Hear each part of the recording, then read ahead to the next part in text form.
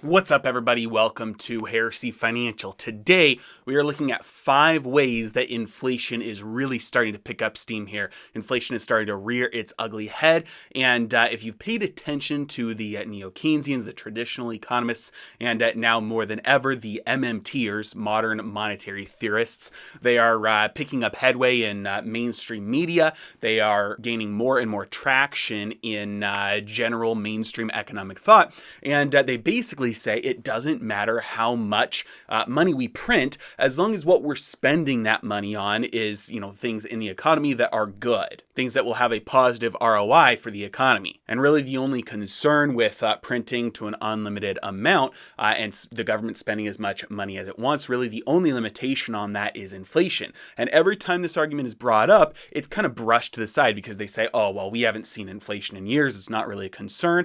And if in the off chance we might end up seeing inflation, we can always just tax the money back out of the economy in any areas that are becoming overheated, and that will fix the inflation problem in that area. Now, you and I both know this argument is hogwash from a couple different perspectives, but today we are going to look at some hard evidence to show that inflation is taking off. Money printing does have adverse effects, and once the inflation cat gets out of the bag, it's extremely difficult to put it back in. Ready? Let's dive in.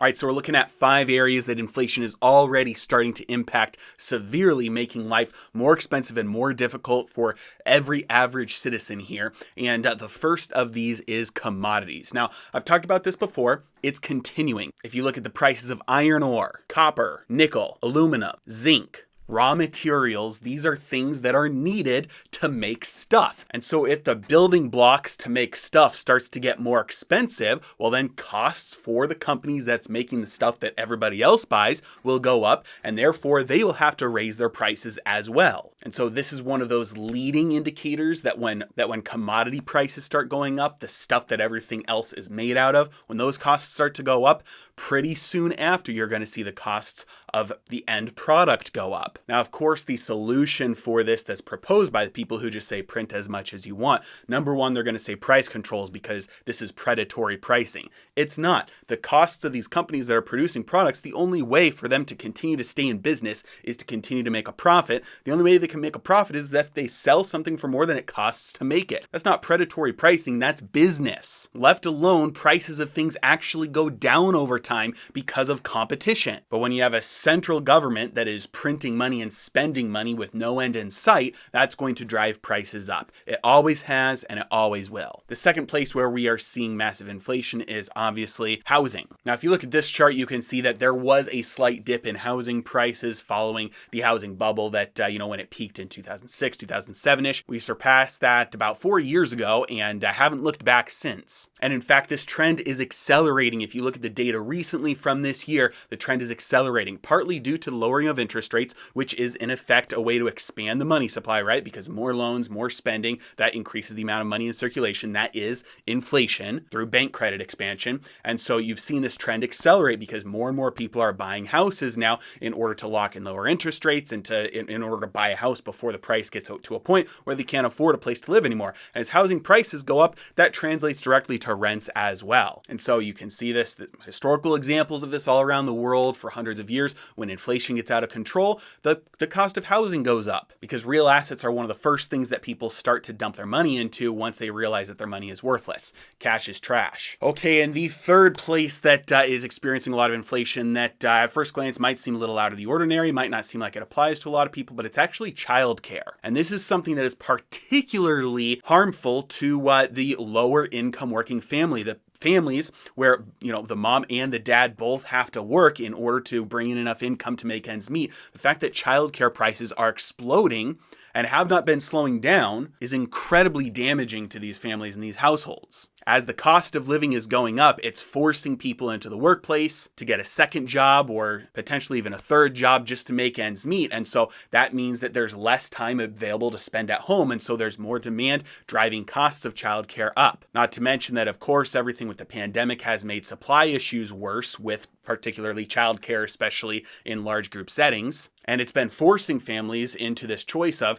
hey, do we get a second or third job just to afford childcare and pretty much break even? Or do I have to, basically take myself out of the workforce and become a stay-at-home mom or a stay-at-home dad, and we'll pretty much still be breaking even, or we might have to cut back on our expenses a lot, but the childcare in my area might just be so expensive that it doesn't even make sense for us to pay for that if it's just allowing me to go to work. And so it's forcing people out of the workforce to take career cuts and potentially set them back in their career for, years, maybe even decades. So this one has particularly long-term damage associated with it. Now, the fourth place that inflation is really starting to get going is actually in food. Now, this article specifically here is from the Toronto Star. Yeah, the Toronto Star. So this is in Canada, particularly for this specific example. And it looks like for the average family, they're expecting that their food bills will go up by about $700 next year. That's about 3.5%. Now, you will not see the inflation numbers be reflected correctly in the United States inflation metrics and CPI because of a couple reasons. Number one, usually they're excluding food prices because they're volatile. And number two, usually what they do, if they do include them, if they're not just looking at inflation minus volatile food, what they're looking at is an adjusted food number. So they do something called the substitution method. So if one particular food group that is included in the index gets too expensive, they assume that what people will do is start buying something else that's cheaper because they can't afford it anymore. Like, for instance, steak. If steak gets too expensive, maybe people will resort to buying ground beef instead, or turkey or chicken instead. And so what they'll do is in the index, if something gets too expensive, they'll eliminate it and substitute it with something else that they say, oh, people are buying this now. So that's no longer measuring the increase in the cost of living anymore. That's no longer giving anybody a true representation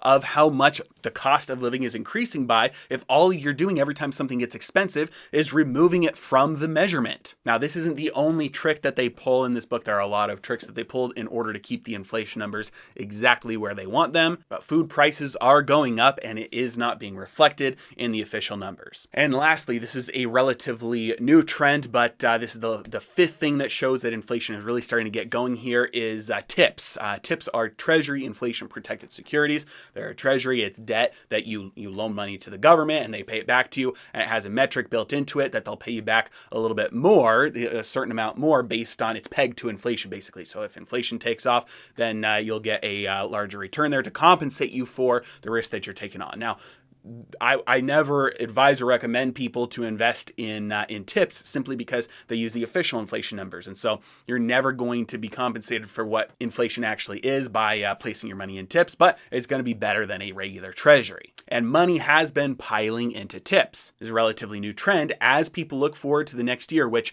inflation is probably going to be particularly worse next year as the velocity of money just starts to tick higher and higher and higher as businesses reopen, especially large businesses. A lot of small businesses are permanently closed. Spending starts to skyrocket again as people are getting more comfortable. This year has been, more of lockdown mode, protect, conserve. As next year, people will think things are getting back to normal, going out, spending more, getting back into, the normal decades-long American habit of spending everything and more than you make. And so money is just going to start flooding into the economy again, and that is going to drive up the velocity of money. That's going to drive up prices, and people are expecting that. Investors, money managers are expecting that, and so there's been a flood of money into tips as the inflation expectations, particularly for next year, start to move higher. We have central bankers, we have a Federal Reserve who has said they will let inflation run hot. They're not even thinking about raising rates in order to rein in inflation. And so the one thing that is supposedly supposed to be the downside or the limitation on money printing is now being looked at by policymakers as something that they won't even consider as a gauge to say, hey, maybe we should rein this back in a little bit. And especially as it looks like moving forward, there's going to be a lot tighter coordination between the Treasury and the Federal Reserve. You're going to get much more coordination between fiscal and monetary policy, which translates to the government can spend more money easier. How to protect yourself? Buy inflation-protected assets, not the ones that the government creates, but the ones that historically actually give you a hedge against inflation. Things like stocks.